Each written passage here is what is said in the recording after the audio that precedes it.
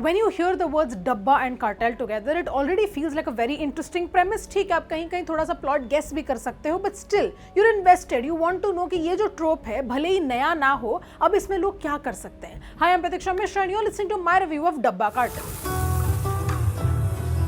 कई बार जब कोई ऐसा फिल्म या शो अनाउंस होता है जिसमें ढेर सारे कैरेक्टर्स हैं, जैसे huge ensemble cast, there is one thing that you do fear. आपको लगता है कि शायद कोई कैरेक्टर्स गुम हो जाएंगे स्टोरी टेलिंग में, because there is so much to handle and the writers might give some characters more importance than the others, thus neglecting others. But Dabba Cartel के किसी भी कैरेक्टर का आप नाम ले लो, I will be able to tell you everything about them, their story arc, their motivations, why their story plays out the way it does, how their motivations differ from everyone else, and that honestly is one of the best things about Dabba Cartel, the way these characters are written. Premise काफी simple है. ये एक home cooked meals का business चल रहा है, nothing as घरेलू as that, and that business is laced with something murkier. It starts with a very simple lacing as sorts, but then it gets much more complicated because एक they get involved in a drug business, and secondly they also somehow get intertwined with the pharma scam that is happening. A lot of times when shows are marketed as having very strong female leads, it is honestly a lot of unnecessary posturing. The way they tell these stories is done and dusted, is also not very nuanced, in the sense that they make their characters strong by making it seem like they are only strong because now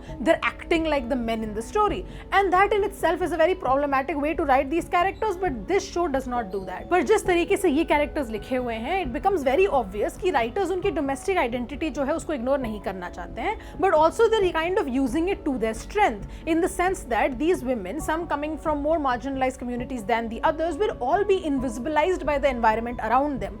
उनको कोई seriously नहीं लेने वाला है, and that is what helps them run this business well. They can use this underestimation happening obviously because they're women to their benefit. For instance, जो राजी का character है played by Shalini Pandey, she starts this home cooked business. Her husband considers this a hobby, and so does everyone around her, and that is why this unassuming business can function the way that it does. And this is also how we meet Mala, played brilliantly by Nimisha Sajayan, who works as a domestic help in this very high-end society.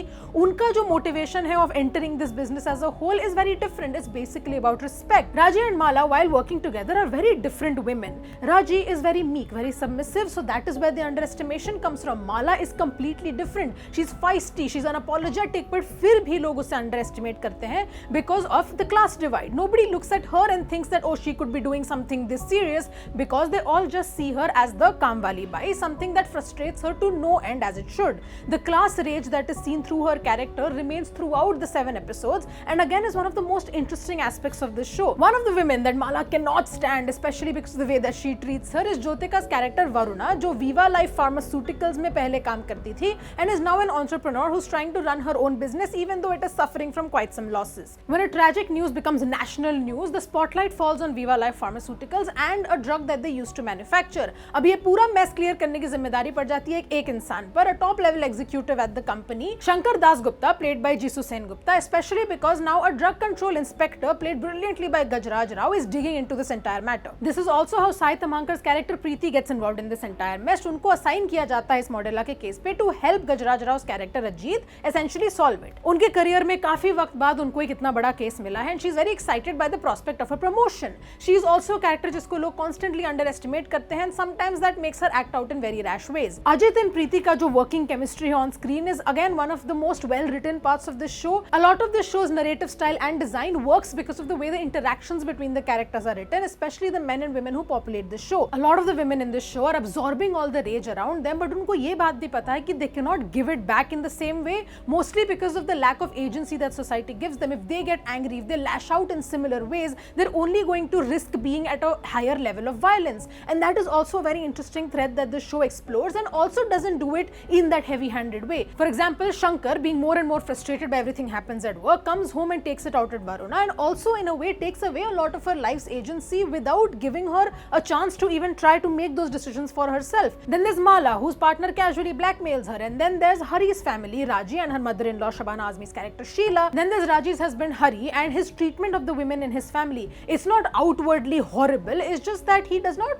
see them as completely actualized individuals. Uski jo mummy hai Sheila, played by Shabana Azmi, is just another fixture in the house. He barely acknowledges her. And then there is Raji, who he sees as a homemaker, the mother of his child, and does not actually ascribe any any other identity to her. Then there's also Shahida, broker played by Anjali Anand, who is honestly one of my favorite characters along with Mala and Sheila. उनकी भी जो marginalized identity है, she is grappling with this while also dealing with the fact that her boss underestimates her, even though she's clearly doing a very good job. And that is also what motivates her to enter into something else where she can get that respect, get that identity. And even her equation with Sai Tamankar's character is dealt with such nuance and sensitivity that you can't help but just be drawn towards these characters. इतना सब होने के बाद भी the show is still not interested in looking at things in black and white. It doesn't demonize one character over the other. ये सब जो characters हैं are stuck in a system and they are reacting to the way this system affects them. And sure, some of them become more toxic than the others in this existing system, and still, while acknowledging that, it does not whitewash them. And that is the complexity of Dabba Cartel.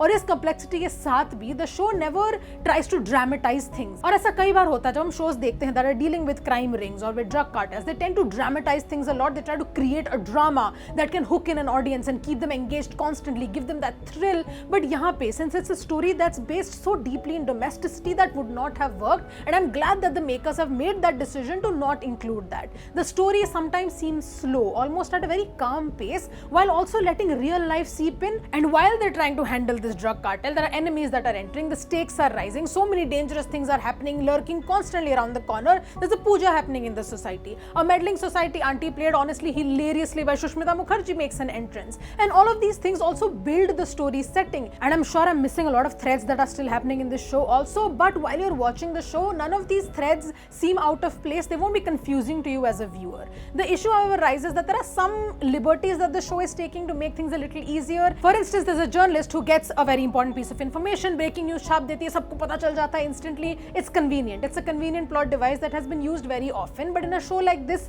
where everything else seems to be going quite smoothly, it becomes very, very bothersome. But honestly, the performances essentially just steamroll over most of these flaws. Shabana Azmi, as expected, is brilliant. The kind of quiet restraint with which she plays Sheila's character is honestly really impressive. By a simple shot of her just looking at a scene unfolding in front of her, she says volumes. There's a slight shift that happens in her performance when she goes from the mother-in-law to Sheila again, where she essentially decides that she has had enough and she needs to bring back something from her past. These shifts, though very, very slight changes in the performances, are so obvious to you because of how brilliant the performance is. And then there's her equation, her past with her best friend played by Lilith Dubey, जिससे वो Marine Drive पे मिलती हैं हर weekend. And again, this is something written so well and performed even better by the actors involved in this scene. जो उनका एक conversation है where they talk about how their lives have turned out, and they have turned out very differently because one person made a life-altering decision many, many years ago, is one of my favorite scenes from this show. क्योंकि ये show कभी भी इनका जो business है वो glorify नहीं करती है,